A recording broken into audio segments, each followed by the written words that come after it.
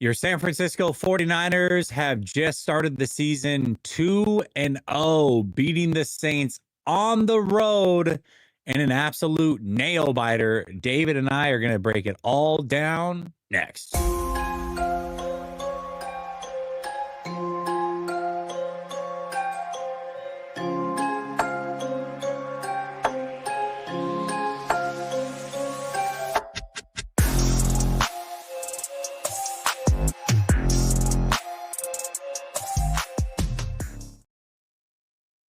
All right, welcome back to Last Second Sports. We are giving you our take down to the last second. And as I said, it's the post-game rant. I got my guy David in the building. What's up, David? How are you? Bro, I'm doing great. It's a beautiful day here in Minnesota. The Niners eked out a win. A lot of things to talk about here. A lot of pros, some other things that we need to watch for in the coming weeks, but excited to break this one down with you, brother. Yeah, I mean, well, let's talk about it. Just real quick, go over kind of the flow of the game. 49ers start out real interesting. Mac Jones filling in for Brock Purdy starts out with 4 throws in a row. Quintessential Kyle Shanahan to not run the ball on the first drive with the backup quarterback, right? So it looks a little interesting to start things out, but ultimately, the 49ers get things going. The Saints just kind of hung around, though, all game long. And really, when you look at the flow of the game, that first drive where the Saints had the ball and Olave was wide open in the end zone, Spencer Rattler misses them. They end up also missing the field goal. That was the tone setter and really the difference maker for the rest of the game. If he hits that throw, who knows what the flow of the game looks like ultimately, but much higher scoring than what I expected. I figured it would be a field goal fest with a backup quarterback and Spencer Rattler, and that was not the case. But overall, the 49ers get it done. Just some quick thoughts about the game, like anything that's just on your mind before we get into some topics.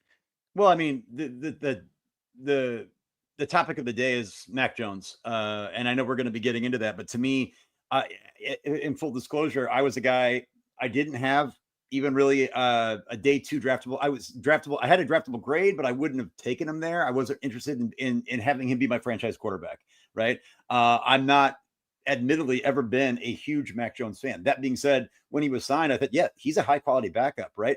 He came in today and he played like an NFL starter. And I know we're going to be talking about this and people are going to say, hey, it's the Saints. Could the Saints be in the competition for the number 1 pick? 100%, right? They played the Arizona Cardinals last week, week 1 at home. They played the San Francisco 49ers week 2 at home. Mac Jones with 3 touchdown passes outside of the first drive and a couple little hiccups here and there. Maybe holding the ball too long on occasion.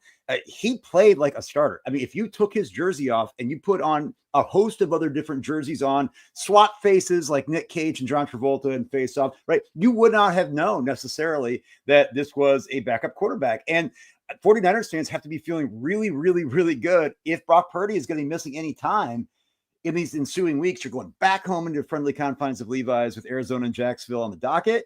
Hey, we're going to break him down more in more detail, but incredibly impressed. Yeah, they're saying that my audio is crackling. Are you hearing that on your end, David? I am hearing it, but I was wondering if it was me. Okay, so I'm going to jump out of the studio and jump back in and just see if that fixes it. So I'll be right back. I'll Give sing me a song. like 2 seconds. All right, so dance a little bit. Yeah. As Jesse's gone, though, talking about Mac Jones, I think a lot of people, myself included, like I said, I was never a guy that said, hey, we got to go out and over pursue for Mac Jones or bring him back into a situation where it has to be that I'm that worried about who's backing up Brock Purdy. And there he is. Just talking about how does it sound now? Does it sound better or not really? What's going on, man? What the heck? Well, I don't know what's causing it. Really couldn't tell you.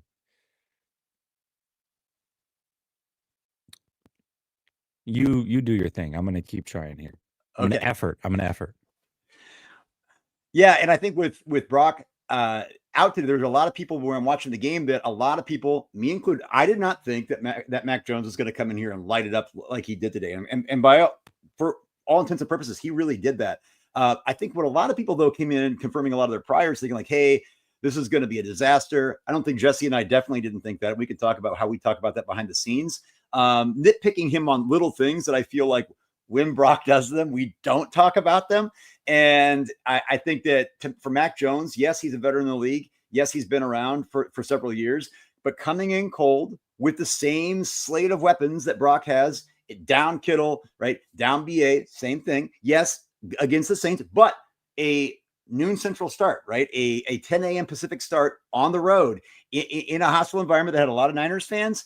Look, is an NFL team. And that NFL team played the Arizona Cardinals very tightly last week. And so to have Mac Jones come in, we're going to talk in more detail about what those things look like that were so positive, what things that he needs to do to improve.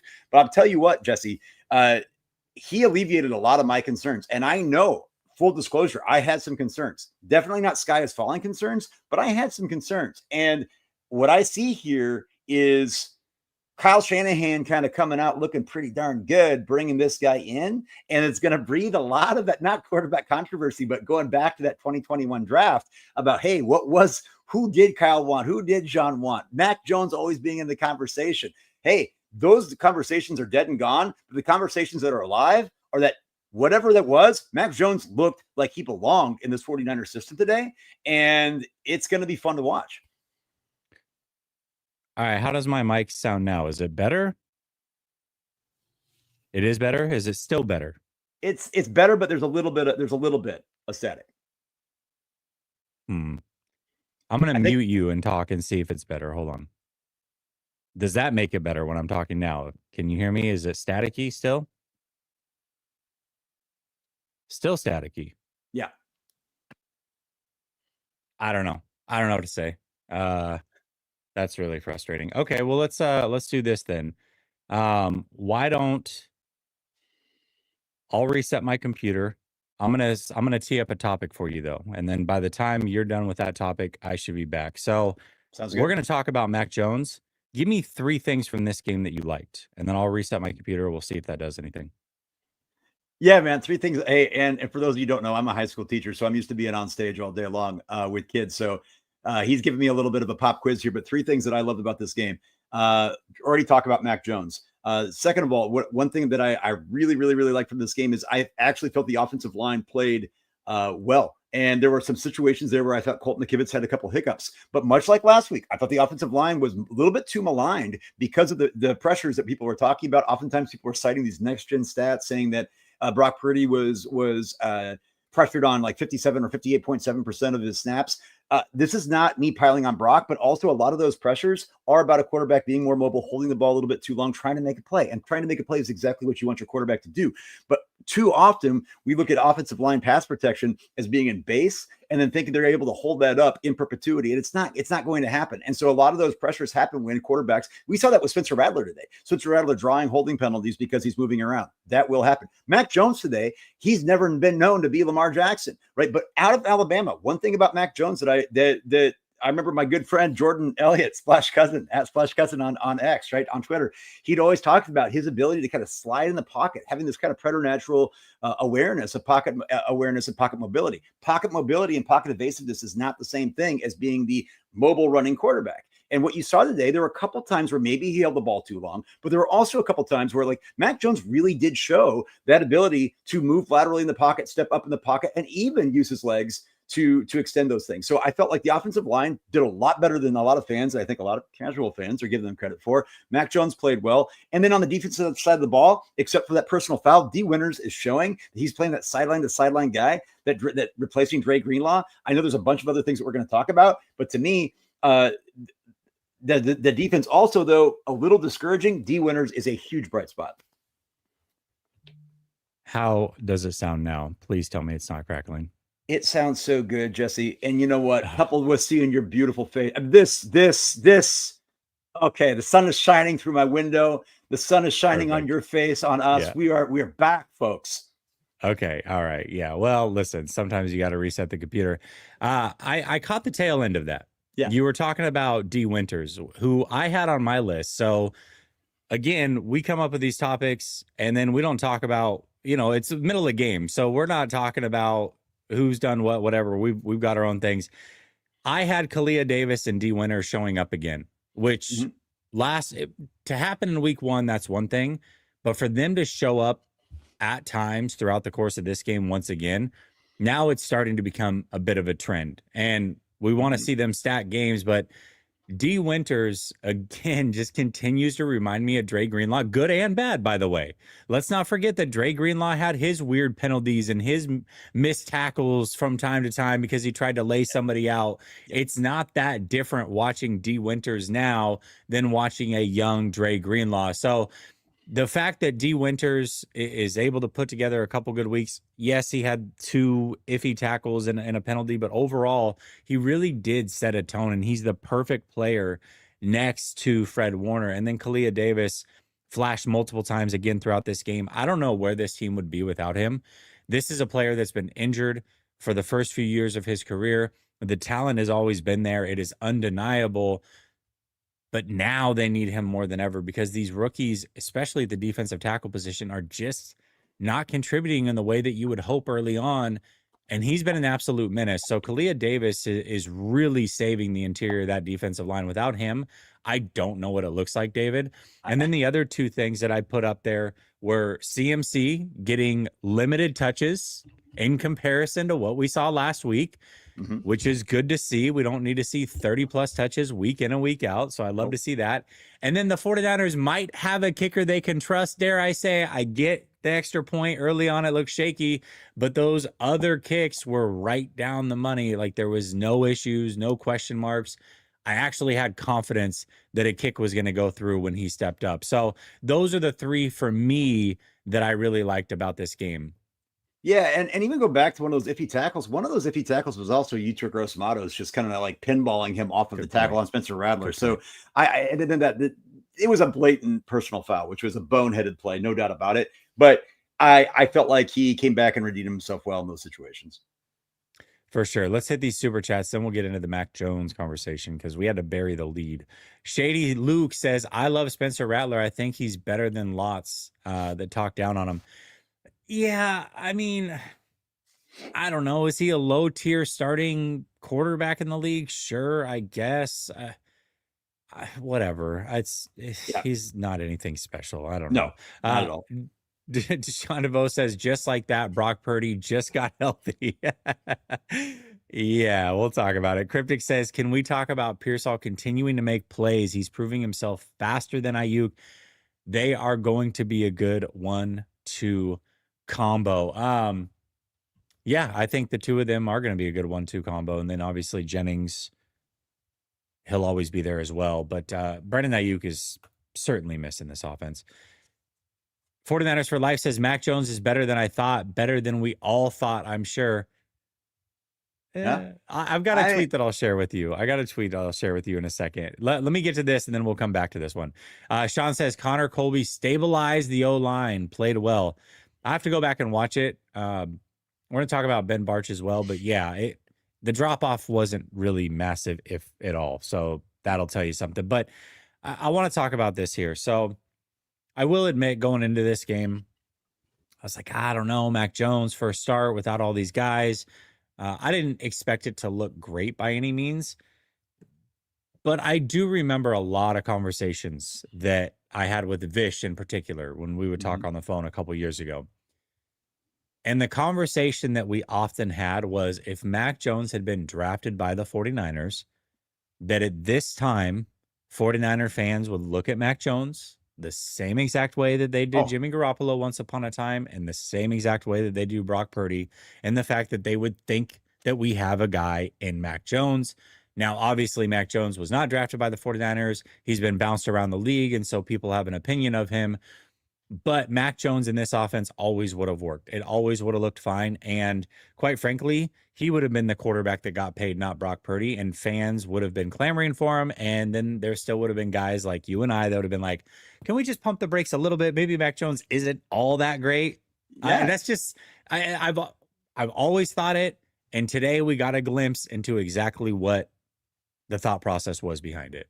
Right. And we're not going to be prisoners of the moment. It's one game. It's one sample size. But we've also seen this with Jimmy Garoppolo, like you said. We also, and this is not a slight on Brock Purdy, but like, folks, like, I guarantee you, if Mac Jones, for instance, if Mac Jones stacks 2 to 3 games, let's say he goes out and plays well against Arizona and Jacksonville, which I think he will. I actually think he's going to play well enough within that system. I don't think he's going to, even today, he played very well. I don't think you look at him and say, my God, that's just Josh Allen performance. No, it's a really good NFL starting quarterback performance. And if he did that and he stacks that enough, you would see, and if he were, like you said, the drafted quarterback in the first round, that number 10 jersey is going to skyrocket to the top of the NFL, jersey sales. Not this year. It would have, right? If he were the starting guy, right? You could be taking off the Garoppolo off the back of those shirts, reusing those, and people would feel good about it. So, overall, though, I mean, let's talk about Mac in the vacuum of this game. I mean, he looked really good. I mean, at one point he started out 0 for 4, then he goes 15 of his next 20, ends up with 3 touchdowns. I mean, that was a very efficient game. I think the most impressive thing for Mac Jones, in my opinion, was that 2-minute drill to end the half. That was so well executed. Kyle Shanahan fully trusts him. It worked out really well. They were able to get in the end zone, and that was absolutely massive before the end of the half, and it proved massive towards the end of the game. Like that was really the difference in the game, a big difference. So I think Mac Jones came in, impressed a lot of people, and there's nothing really within this offense that he can't do. Yeah, he's not as mobile as Brock Purdy, but he did show that he is somewhat mobile when he needs to be, at least going north and south. And no, it shouldn't look as good all the way as Brock Purdy. Brock Purdy got paid a ton of money this offseason, and Mac Jones is the backup quarterback. To me, though, again, if you have a guy at quarterback, the way that a lot of fans believe we do, the fall off should be more drastic than that. I'm just going to say it. It is what it is. No, I completely agree. And I think that it should assuage the fears of 49ers fans, but I think there's a lot of 49ers fans that are worried about a quarterback competition. It's not going to be that. Brock's going to be the guy when he comes back healthy. But folks, you see it as he absolutely. And the thing is that the idea that I think there was just a little aversion to actually pat Mac Jones on the back for what he was doing. And you mentioned the 2-minute drill at the end of the half. How about the, kind of 2-minute drill at the end of the game? I mean, he put a dime on Juwan Jennings. And by the way, it's no ding. Juwan Jennings is not healthy right now. And for him to come out, he averaged 17.8 yards a catch today. A lot of that had to do with that touchdown pass, which was a dot from Jones. But even after that, with that play design, Jennings was right. I mean, he's not at full speed at all, and he's never a speedster, right? So to have him averaging that says a lot about Jones putting that ball on them. I have no stats on his ADOT today, but that last play, I think it was a 3rd down play, dot right through a tight window. I think Daryl Johnson, I think that was the commentator, said, it was a little bit long. It really wasn't. It was right in his hands, and Jennings just dropped it. And if Jennings catches that, game's iced. It's over. Well, and on the drive before, Jennings catches that 9 times out of 10. He just does. The one, he basically gave him a jump ball. That's what Jennings likes. And I'm not going to say it was a drop or egregious by Jennings, but Jennings normally catches. That's the exact play that Jennings makes all the time. I'm not talking about the 50-50 ball. I know you're talking about the slant.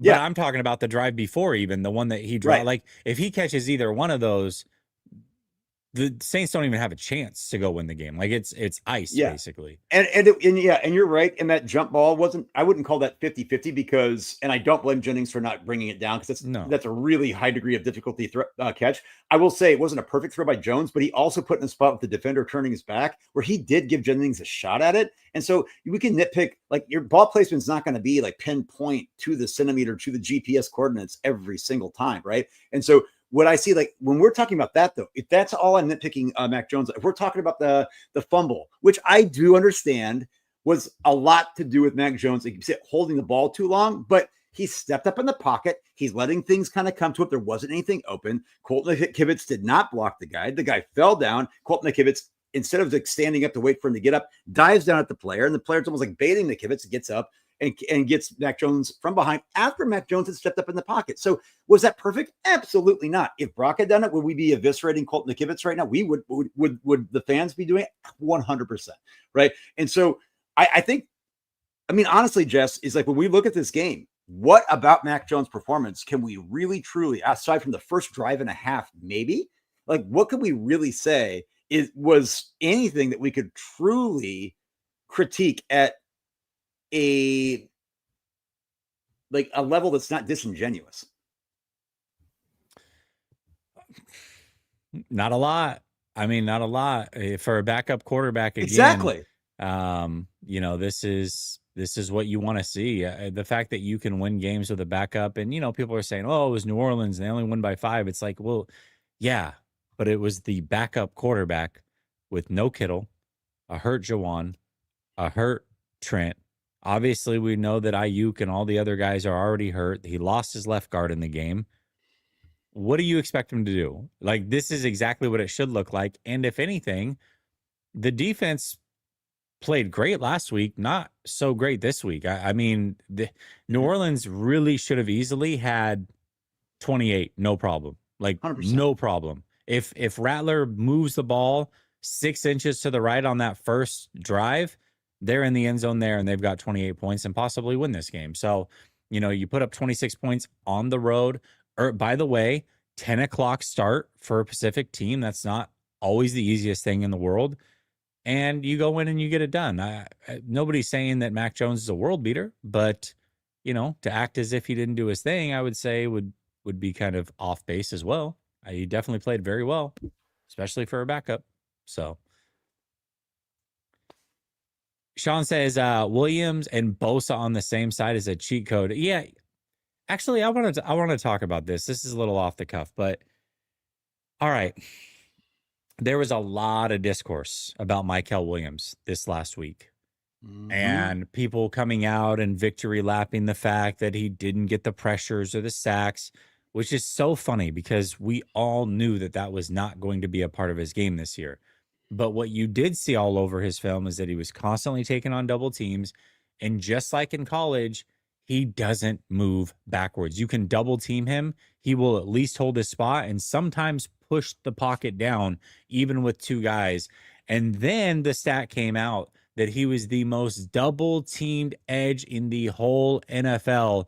And it's like, so we got people in this game that claim to know what the hell they're talking about, that had a preconceived bias of Michael Williams, thought that they would confirm that bias, said that they watched film to confirm that bias. Yep. And really, all of that was proven wrong with one statistic that easily showed up all over the film, if you just actually watched it. Yep. Michael Williams is a good player. I don't care what anybody says. Michael Williams is a difference maker. He's a good player. And that sack that Bosa was able to get to clean up was mainly because Michael Williams. He just literally ran his guy directly into Spencer Rattler, kept his hand up, and forced him up so that Bosa could snatch him up. Michael Williams is really good, man. I don't care what anybody says, especially for a guy that missed a big chunk of training camp / preseason. He's just figuring it out. He's 21 years old, man. Just He turned. he just turned 21 at the end of June. Like, guys, Right. like I don't think people realize I don't think people realize what that means for a guy of his size, his skill set, which was already a high floor. So this idea that no, he didn't necessarily have the ceiling of, like, he's not like the ceiling of like that pure pass rusher like a James Pierce, right? Or the Abdul Carter, but that's not his game. Can he do that? Can he be a pass rusher? Sure, but he's going to be. And I know we've talked with Marco about this big end or guy that they really. If you listen to Bob Saleh, what is he talking about? Him being this force in the interior. Like, they drafted him. You go back to Trent Baalke's pick, the Eric Armsteads, the DeForest Buckners. I mean, are we talking like true five techs? No, but like, I mean, this is what you're seeing here today is what's very valuable in the NFL game, and it's not sexy all the time. But when you see, and granted, that stat where you said the double teams, some of those were interior and those other edge guys were not. But that being said, still, you're a 21-year-old rookie who just got your driver, who just got your ability to drink this summer. And having a high floor and that ability to be trusted right off the bat. Mike Hill was a home run pick. I don't care what you said. Not you said, other people said. You and I were both huge on Mike Hill going in. I was between Mike Hill, Walter Nolan, and James Pierce. Those were my three guys that I wanted. And Walter Nolan's been hurt. James Pierce has looked great through camp. Michael Williams, what can you say? I think he looks phenomenal. Yeah, he's just a good player in my opinion. Shady Luke says the defense gave up more than I thought they would. We're going to talk about this one, Shady Luke.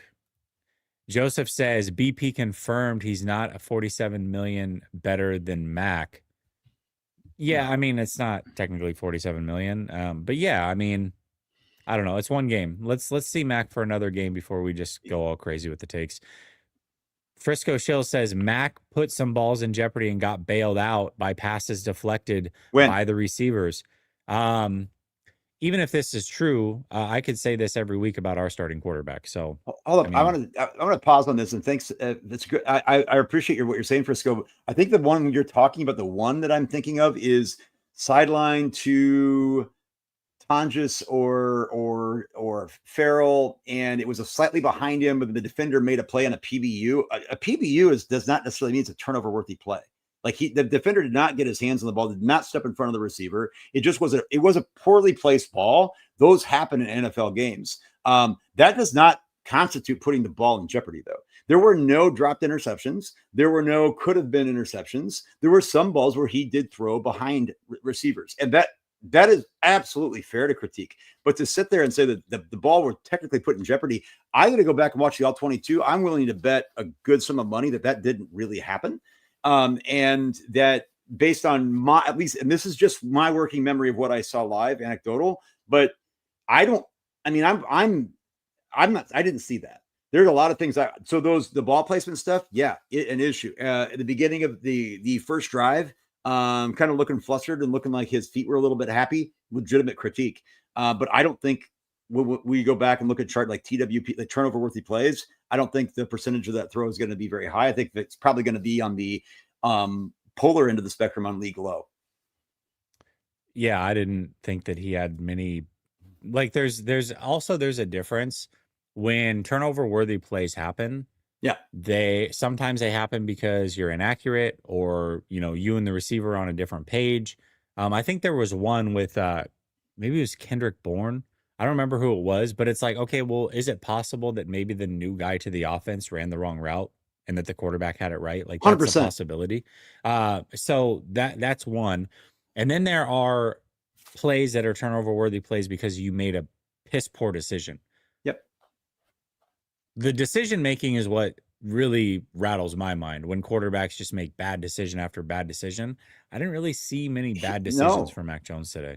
I didn't see him missing reads. I didn't see him avoiding the check down when necessary. I didn't see him forcing balls to different receiver, forcing passes to different receivers when he was like honed in on one person. And again, not Brock Purdy slander, but folks, we're only 7 days removed from Brock almost throwing, for sure should have had 3 interceptions, probably 4 and almost 5. Guys, like there was not a single pass today from Mac Jones that should have been an interception at all.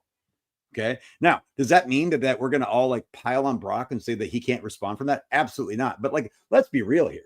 Like, we're talking about a guy who's a backup quarterback. He was drafted with first round caliber status, right? And pedigree, but he's coming in cold. He's coming in this week. Would not expected to be getting none of the first team reps basically throughout most of training camp. You come in here, you're on a new team, you're on the road at a 10 a.m. Pacific time start, which is always difficult for West Coast teams. I respectfully disagree. And you start 0 for 4 to start the game, which easily could have rattled them, and it didn't. Well, let's go back to that though, Jess, because he ends up averaging 7.2 yards a pass, right? He starts out 0 for 4. Now, we don't know. I hate when people are like, oh, you started off that way. But the context of that being coming in cold, after that, he ends up redeeming himself very well, right? If he doesn't have some of those doinks and hiccups very early on, it looks a little bit better. But again, that's box score scouting, and I don't like to do that. What I saw live is like, we're going to go back and watch all 22 this week and tomorrow, is there's some good stuff. There's some things you want to go back to the drawing board and work on, but very, very encouraging. Yeah. I mean, can you work with that as a backup quarterback? Absolutely you can. Yes. Oh, yeah. 49er for life says, I'm just saying I'm comfortable with him being a backup for Purdy. Yeah. Oh, for sure. I think we all are, especially after seeing that. I saw somebody in the chat say, oh, well, he did what he was supposed to do as a backup. No, I would say he went above and beyond as a backup to come in and get 3 touchdowns and no interceptions. He did have the fumble, what have you, but overall, I mean, I don't expect too many backups to come do that on the road with that many injuries to your starters. So, and one of my things too, one of my guys on Twitter, I'm not going to name his name, and it really, I'm not dogging on him, but he had said, I think I responded to him, and he actually had a really good faith argument with me about it. And he's like, "Hey, are we sure that 49ers fans aren't overreacting, saying that this is a high quality backup?" And I'm like, "Oh, he's playing like a good starter today. He's not like he absolutely is a high quality backup. You could make an argument that Mac Jones, like, look, this is actually no hyperbole. Based on what you see today, like Mac Jones is just as good as any backup quarterback in the NFL. Like let's be real. Like that's pretty evident. Like you could kind of have some bad games. I'm sure he's not going to be perfect over the next 2 weeks if he has to play. But to have him come in and do what he did today, any team in the NFL, any GM in the NFL would be able to see that. Like, don't need to see anything more as far as I can count on this guy to come in and be a backup. Doesn't mean we're counting on you to be Jeff Hostetler win a Super Bowl. All right. We're talking about like that. This is somebody that I can trust. I can rely on. And if we watch this game and we tell ourselves that he's not a high quality backup, that we're lying to ourselves. Yeah. Sean says, if Mac plays 3 good games, is there a quarterback controversy? Purdy has to play because he is paid, but he is a jump pass or a 4th quarter pick away from feeling some pressure. That contract is very friendly.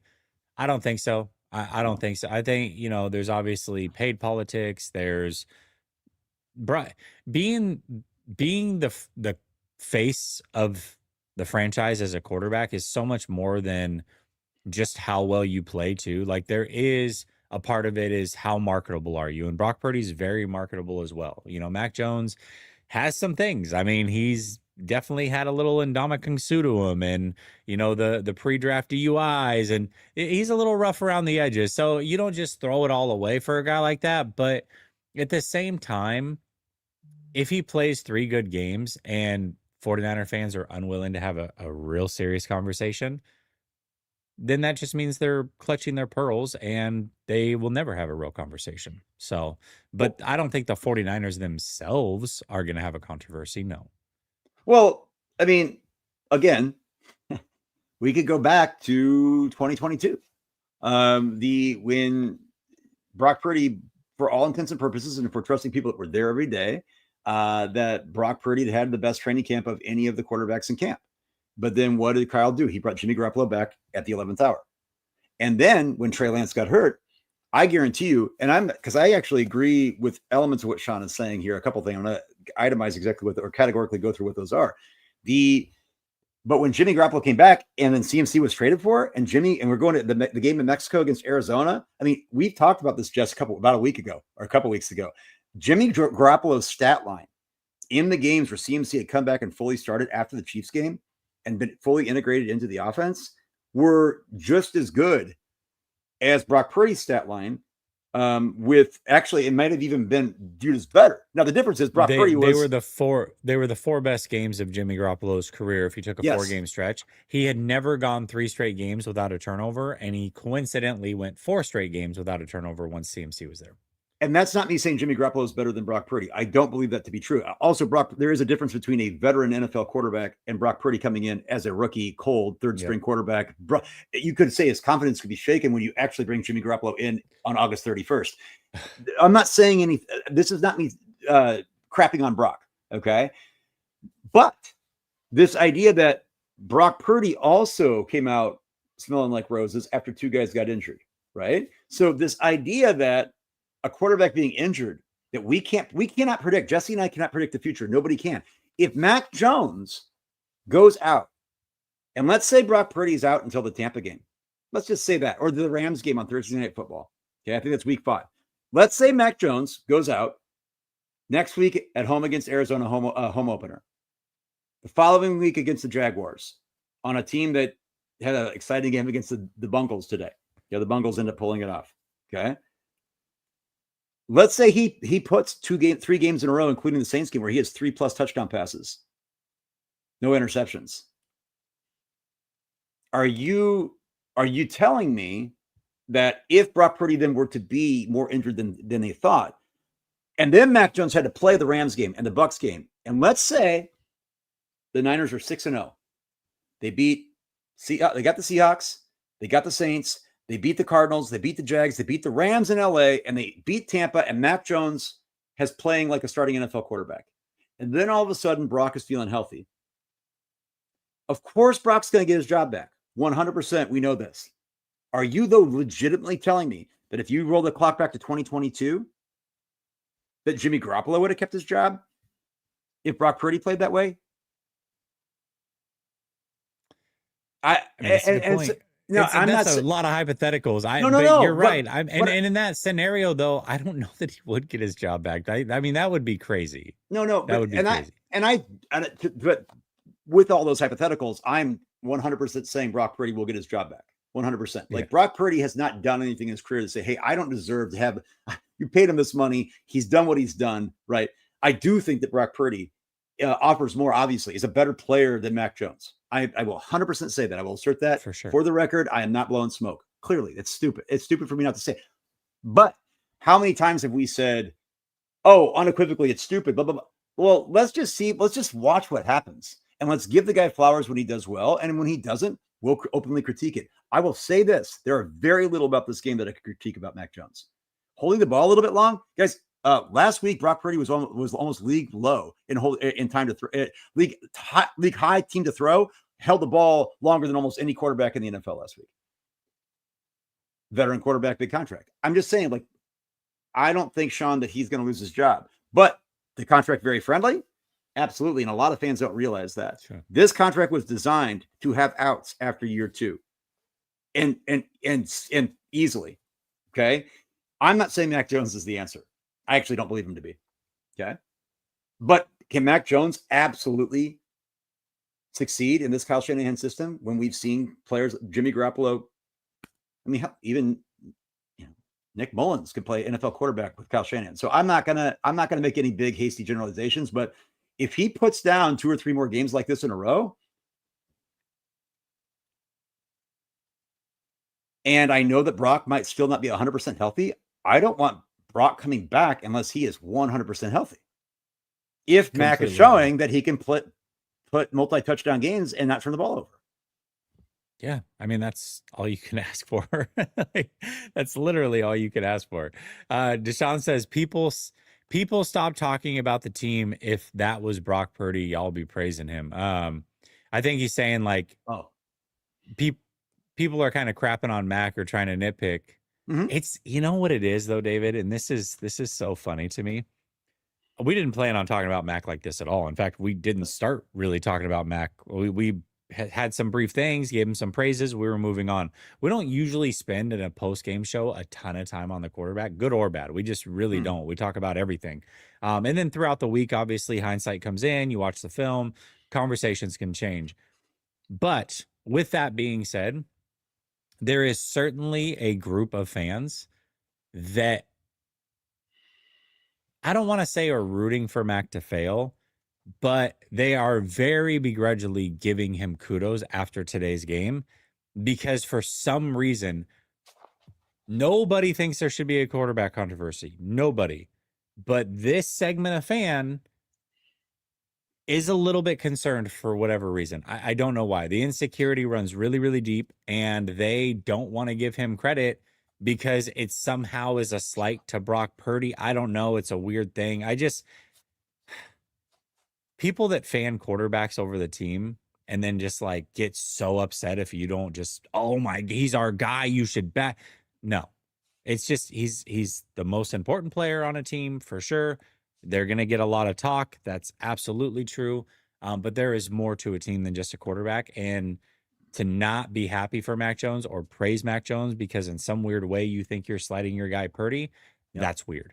And let me be honest. I have a couple jerseys. I've bought a Fred Warner jersey. I have a Trey Lance jersey still hanging in my son's closet, and I have a Brock Purdy jersey. And when Trey Lance got hurt and Brock Purdy came in at the end of the year, I'm again Iowa State fan, right? I understand. Like I was all in, juice, passionate about Brock, and carried that passion through, right? So this idea that like I don't really relate to that as a fan. Like to me, it's like it's, and I'm not trying to take anybody's fan card or tell you how to fan, but this idea that to me, if I'm taking other 49ers fans at their word, so that winning games should be what matters. And so if to me, I want the healthy quarterback who can put a product on the field that is unequivocally showing that quarterback is helping win games. Today, Mac Jones did not just be a placeholder. Mac Jones absolutely helped this team win. This is a 26-21 game, folks.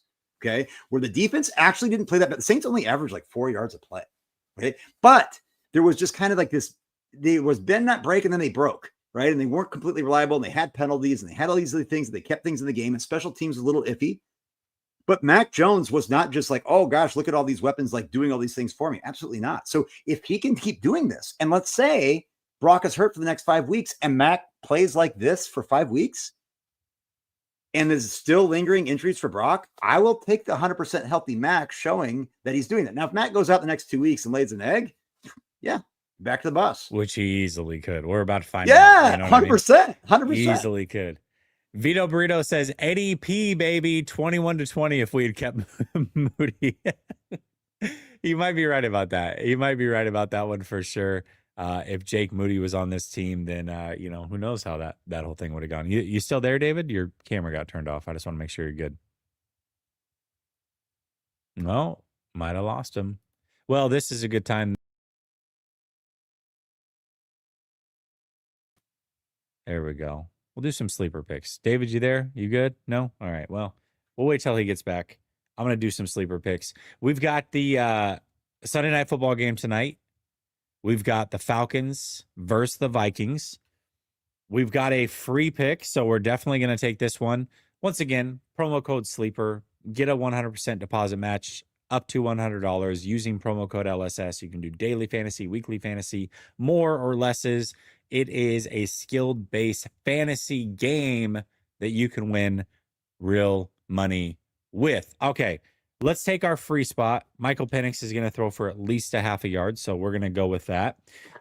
David. Yeah. You're a big Bijan Robinson guy. Yes.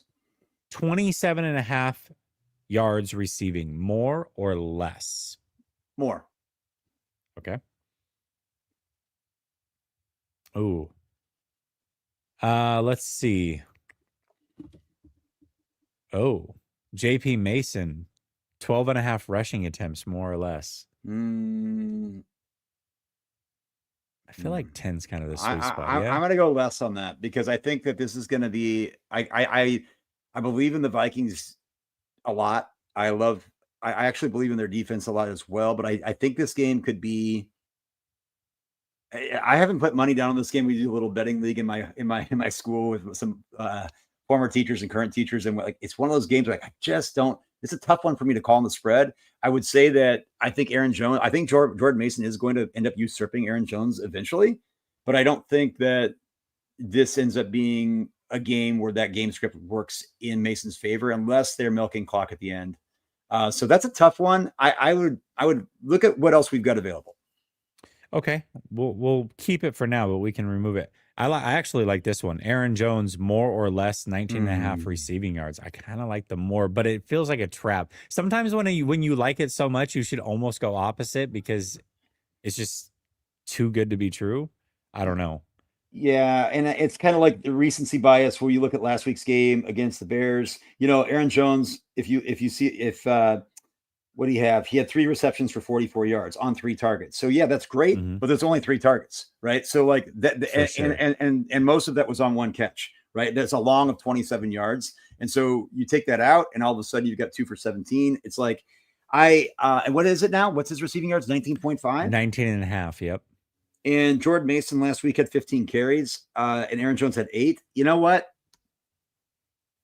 I think I would rather go with Mason on the carries than Jones on the yards. Okay. And we want to go less on the carries, right? Oh, or you want to go because is it 10.5 or 12.5? 12.5. Oh, that's tough.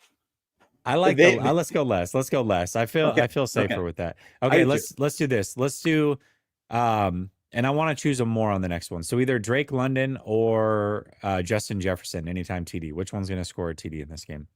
Oh, I'm going to go Drake London's still nursing a little bit of that injury, but he's going to be healthy. Darnell Mooney is back. Addison is out. Jalen Naylor is not that dude, and neither is Thielen. I gotta go with Jettis. I gotta go with JJ. Okay.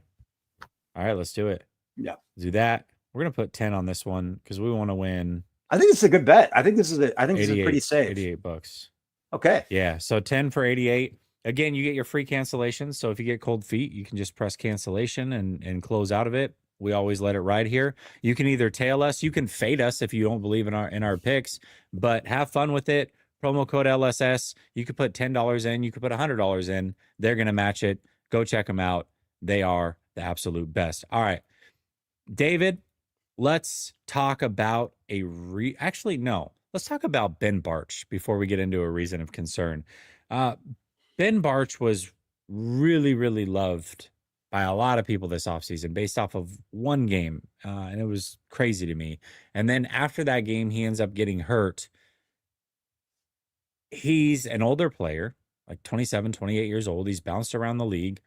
He hasn't shown a propensity to be able to stay healthy or even to show that he's a good player.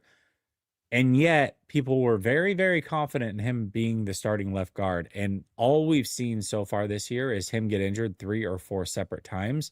And we're 2 games into the season. Should the Ben Barch project be done? And not like he's off the team or anything like that, but that they should just move on to Connor Colby and Ben Barch. You can be the swing guard if you're healthy, but we're not doing it. We're not doing it anymore. What do you think? Yeah, I mean, obviously, beggars can't be choosers, and we've only seen preseason, we've only seen training camp, but let's be real. Like Connor Colby seemed to look good for people that I trust that talk about what he's looked like. You put draft capital in him. Ben Barch is a journeyman, and has really shown to be a liability. I'm not saying that you say unequivocally you put him in the trash and you never consider putting him back out there. But if he's not healthy, then it's already made your decision for you. I never was a fan of Ben Barch. I didn't understand it. But we also know, and as much as I've said that the O-line has played a lot better than most fans think, I also know that Kyle believes in himself and isn't going to overcommit to or overinvest in positions where he thinks he can find people at replacement value that is not going to break the bank. So I'm good. I'm good with Connor Colby, old Iowa Hawkeye, even as this Iowa State Cyclone. I mean, Kirk Ferentz coached. Let's go. Yeah, I agree. I mean, it's whatever. They're the same. I don't. I just don't get excited over late round picks, But it's like at least let's go with the guy who's younger, healthier. Yep. The 49ers do this to us where we have to fall in love with guys that are UDFAs or late round picks. We've seen it a million times, from the David West to the Ben Barches and now the Connor Colbys. Like, we see this every single offseason and it hardly ever pans out. Yep. I'm just not surprised by any of this. And Colby's going to be fine. Like, he's going to fill in just fine. It's not like he's got these gigantic shoes to fill. And, Barch just can't stay healthy. He just cannot, for whatever reason. If he can be the swing guard, then great. But I think it's time to move on and just play Colby and be good with it. I do have another question for you, though. And I had a major area of concern coming out of this game, David. And I'm curious to see if you have the same one ultimately. But what is the one concern? Like, if you could just pick anything, one concern coming out of this game that you just really need to see another game of, or hopefully it gets fixed. What are you looking at with this team? Oh boy. I'm still very concerned with safety play. Okay. I'm concerned with our secondary. Even though I felt like, again, Spencer Rattler, let's be real, folks. Like, he's if you were to rank all 32 starting quarterbacks, like, I don't want to go through all of them, by the way, but he's got a ceiling at 29. Yes. He's got a ceiling of 30 for me, right? Like, let's be real. And I probably put him at 32. Like, this is not, so the secondary to me, while the Saints only averaged 4 yards a play, Rattler was able to actually put some really nice throws on the board. But like, there were times where like it just wasn't working out. And I think that we're very, very young in those places. I'm a little bit concerned about that. Upton Stout, fun player, shows that his stature can be an issue on the outside when he has to follow outside. Marcus Siegel had a really rough game in coverage today. And we're talking about an athlete of Marcus Siegel. Okay. Jason Pennock, getting beat like a drum in certain situations. Everybody's going to make mistakes, but none of those names are household names, folks. Renardo Green was my guy. I thought he played very well today. I thought there was kind of a bogus, I think it might have been an illegal contact call, which I thought was ridiculous. But there are some other times where he's not, I'm also mature enough to say he's probably not as good as I thought he could be. And I hope he proves me right from the past and proves me wrong now. Okay. That being said, and then Diamador Lenore, the Saints just don't have that many weapons, right? There's really nobody that's really striking fear in you. So in that safety room, though, I feel like there were some disciplinary hiccups as far as like being disciplined into your assignments that put the Saints right back in this game. And by the way, if the Saints convert on 4th and 2, we don't know, right? This game came down to the last drive, guys, against a team that could be the number 1 pick in the NFL. Let's be real. And it's not because of Mac Jones and Brock Purdy at all. It's not because of the offense. The offense did their job. They did get away from the run a little bit. So that's my concern. I felt the same way last week. I also feel like the run defense is something that we got a little bit of fool's gold last week. And then all of a sudden there were times where it was like, whoa. And now Alvin Kamara is great, but like nobody's going to confuse Alvin Kamara as a bruiser. He's got vision. He's very smart with the, choosing his lanes. I'm not sold that this defense is back, and it's okay, right? It's early. You still get your feet underneath you. But secondary is an issue. Run defense, to me, is an issue. Where I really feel good about, though, is Mykel Williams, Nick Bosa, Fred Warner, and D. Winters. I really feel like that has been very encouraging. But, yeah, that secondary is very young, very inexperienced. And I think against better teams, we've only faced Sam Darnold and Spencer Rattler. And I get great. You got Kyler Murray, Trevor Lawrence, and then you're not seeing Matt Stafford and then Baker Mayfield till week 5 and 6. But that is something that I think later in the season is going to be interesting to see the growth there or the lack thereof. Well, we're pretty much on the same page here. You started with the secondary and then touched on the run defense. I was going to start with the run defense and then touch on the secondary. So we actually are in line here. Last week, one of the things that we talked about was the defense looked really good. The defense was the reason that they won that game, in our opinion. However, we both left with a similar question. And that question was, how much of that was that the defense is actually good? And how much of that is it that Seattle had a new offensive coordinator, a new quarterback, a new receiver room, and a reworked offensive line? I don't know the answer to that question. The only way to find out is to play a couple more weeks. And we've played just one more week. And I think that there are some valid concerns for this defense. To your point, they're very well coached. Yes, that's true. But there are a lot of young players and a lot of moving parts. And so it's going to take time for this to gel. They easily could have had 28 points hung on them today. Probably should have had 28 points hung on them. And that's by an offense that doesn't have a great quarterback and has some issues. So we have to see more, but it's constantly going to be a work in progress. I think we're going to see some ups and downs from this defense.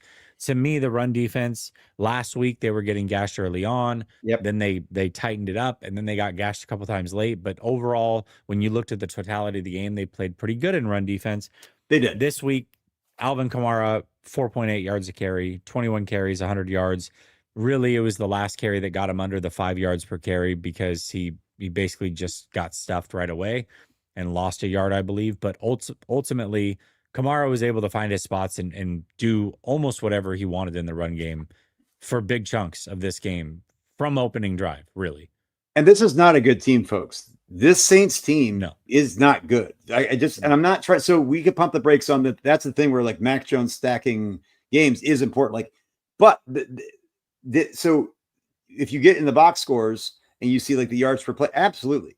But when you look at the end of the game and like look at the game script and see how that went, like this game could have gone. The Saints absolutely could have won this game, no doubt about it. And it wouldn't have. I didn't feel like the Niners dominated this entire game at all. Right. That's why my MVP 100% is Mac Jones, 100%. And so that's where I'm actually really encouraged that despite the Saints being a poor team, that he was the reason why this team was able to be where they were at the end of the game. So when we start to see some more dynamic offenses, and I don't know when that's going to happen. Right now, Arizona Cardinals next week. I don't have them up today. We're going to I'll probably watch that here after the show to see what Kyler Murray and Marvin Harrison and James Conner and Michael Wilson are doing together, and Trey McBride. But the Jaguars are still kind of not quite there yet with Liam Cohen. I'm sure they'll get there. But then you got the Rams, and then you got the Bucks. And it might not be until you get the Bucks and the Rams, who the Rams just laid a huge score on the Titans today.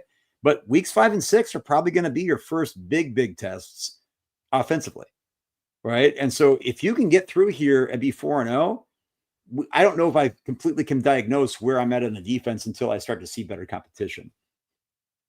Yeah, Rams, Bucks. I mean, that's going to tell us a lot. And at that point, they will have had, the first quarter of the season under their belt, and hopefully it goes well. The Cardinals, speaking of the Cardinals, have 10 points. It looks like they might have had a pick 6.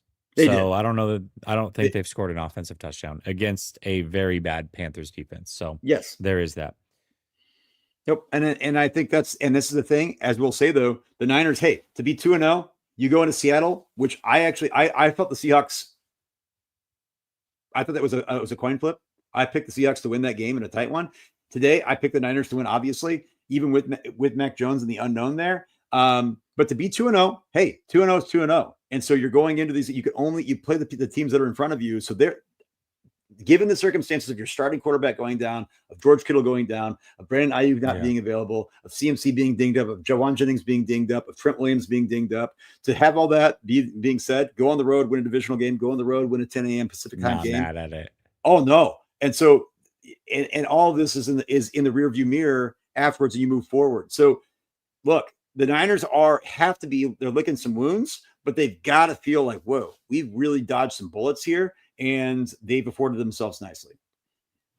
I thought that there was a real possibility that they would end this first 6-game stretch 2-4, and that was after starting 1-0, just because of the injuries. Brock Purdy was going to be out, and Kittle, and obviously Ayuk, and some of these guys are still out.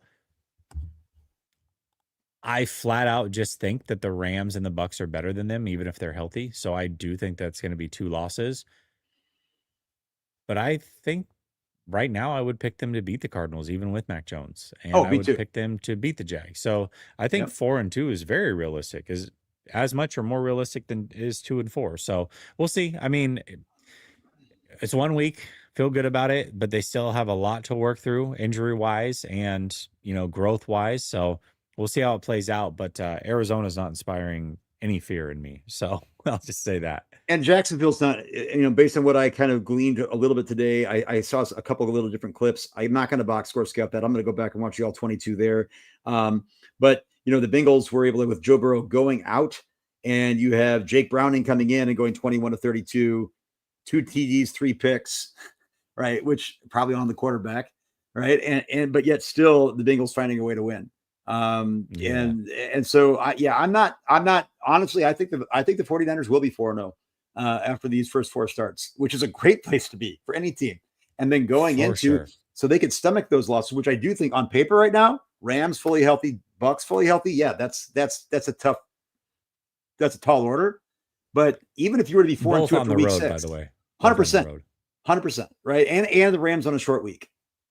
Although in the Shanahan era, I'm like 7-1, and I'm going to be at both of those games. So I don't know that they're going to go 0-2. I'll just throw that out there. I don't have the greatest record, though, and I will be there with you. Okay. My wife. That's at the Bucks game, though. You will not be there with me at the Rams game. So there is hope for a Rams win. Okay. Because I'll be at both of those. Yeah, the Bucks is going to be a complete loss because I'm there. My wife's also there. The only game she's been to is the Jimmy Garoppolo Carson Wentz mid-off in the rain. Back in, I think it was 21 or 2. I can't remember what year it was. I remember that game, dude. I so remember that game. Was that 22? I think it was. I can't remember. It was when he was on the Colts. Wentz was on the Colts. Yeah. Don't care. It was 22. Yeah. Don't know. Don't care. Samir says there's a pattern in Chip PTSD producing Shanna stands and a similar Jimmy G PTSD producing Purdy loyalists. Yeah, I think there is some similarities. Randall says, like, share, and subscribe. Doing my job better than me, Randall. I appreciate you. Yeah, yeah. Ty says, yay, we're happy to get the W. Bottom line is this team is bad. Any other team would have beat us. Jones shaking my head, so hesitant and lost in the pocket with pressure. Imagine, I think he means some of the creators if we had lost. I don't know. I picked him to lose. I picked him to beat Seattle. I picked him to lose this game. I wouldn't have been that shocked if they had lost. Yeah, I don't know. I mean, Mac Jones isn't the most fleet of foot, but I don't think he looked like lost out there, Ty. I don't know. Yeah, Thought he looked yeah. pretty good. I'm trying to look. And what did he have 3 sacks? He had 3 sacks happen today. I would say the strip sack you could say, okay, is on him. I don't know. Purdy was sacked twice last week against the Seahawks. Held the ball longer than almost any quarterback in the NFL and almost threw 5 picks. Yeah. Say he did all right. Yep. Say he did all right. All right, y'all. Listen, that does it for the post-game rant. Go enjoy football. There's tons of it on. Who are we rooting for? Can we even root for anybody in the Eagles-Chiefs game? I feel like that's... Well, it's got to be the Chiefs. But yeah, I mean, I was gonna say we have to root for the Chiefs because they're in the AFC, and I get it, but I would love to see them start 0-2. I really would. I would too, and I admittedly am like just the biggest big Dom Nick Sirianni hater, but I also totally respect Nick Sirianni and the fact that his players really he resonates with his players, and regardless if I think the guy is a chotch, I think that coaches kind of got to be sometimes, and if that works, it works. Yeah, it does. Well, listen, we had over 1,000 strong the whole stream between Twitter or X and YouTube. So thank you to everybody that is tuning in and week out. This is the biggest show every single week. We really appreciate you. Much love to everybody in the chat as well for contributing.